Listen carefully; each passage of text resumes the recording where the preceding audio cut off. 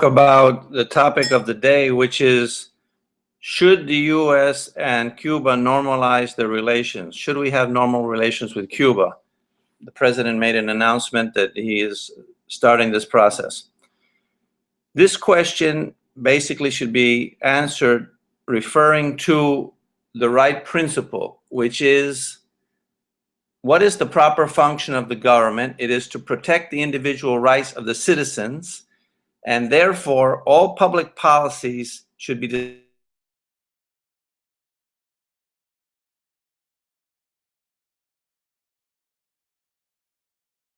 in this case their right to travel freely to other countries, to buy and sell from other people from other countries, and to invest in other countries. Now, right now, that right is being limited, it's being violated by the government policy, the embargo, and other policies. So what we need to focus on is, should this change? Should we be able to trade freely with them? And is there a reason for the rights of the American citizens to be violated? This is not the way the issue is being focused and the way the issue is being discussed. The issue is being discussed based on other principles, but that's the right principle. Now, obviously, the rights of the American citizens should not be violated, except there is an exception that's in that principle, which is, if the other country, if Cuba, intended to attack or destroy America and had the capacity to do so, then we could not sell them the rope to hang us. We could not do that.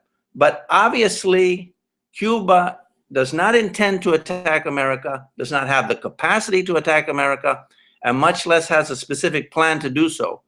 So there is no real justification to violate the rights of the American citizens to live their life freely. That's the purpose of the government, to protect that right, not to abridge that right. So during the Cold War, there was a plausible argument that could be made referring to the need to have an embargo because there was a power struggle with a power that could destroy America. The Soviet Union had the capacity to destroy America and the intention. But guess what? They didn't do anything because of deterrence, because they knew that if they attacked us, they'd be dead too. So they never attacked. And in that kind of case, you could make an argument for not helping them in any way because you knew their intention and you knew that they had the capacity. But in this case with Cuba, there's no intention to destroy America, no capacity to destroy America. So there is no justification to violate the rights of the American citizens. Now, how is this policy issue being discussed? Well, based on a different criteria, a different principle. How normalization affects the Cuban government. Who cares?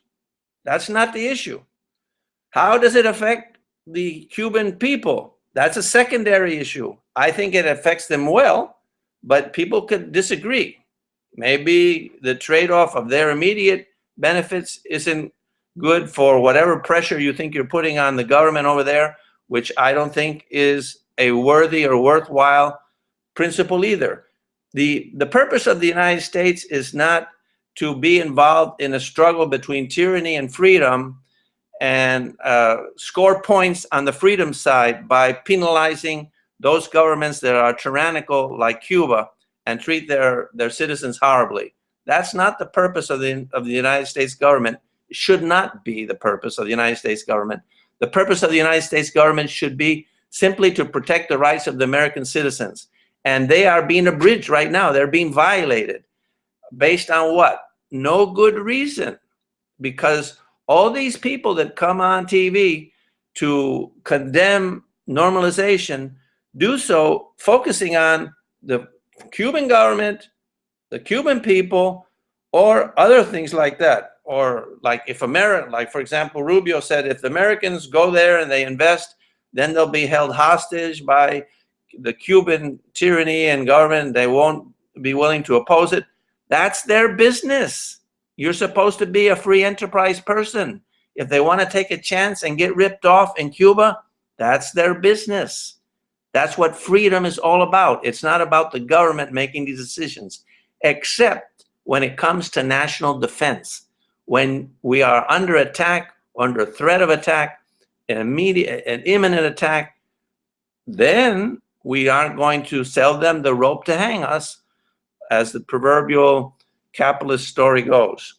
So what should we do now? We should focus on the right process. The right process is to lift the embargo through congressional action, because that was a law that was passed. Obama should not do this on his own. There are some limited things he can do on his own, but the embargo itself, he cannot lift, and he shouldn't. There should be a national discussion. The Congress should vote on it, and they should decide whether or not to lift the embargo. That's the right way to go about it. But the right policy is clear. It's the one that defends the rights of the individual citizens, of the American citizens, and has nothing to do with other considerations. Now, there's a few other things maybe that are worthwhile talking in this regard. For example, the Cuban government is a horrible government. It's tyrannical. There's no doubt about it. The people in Cuba are suffering tremendously. Their character is demoralized. They've been dehumanized. All the horrible consequences of tyranny. And other things being equal, it would be nice to help them, but that should not be the focus of our policy. Our policy should be focused on only protecting the rights of the American citizens. And Cuba is not a threat to America. If maybe at some point in coalition with the Soviet Union, you could conjure up an argument that it was, it certainly is not now. Thank you.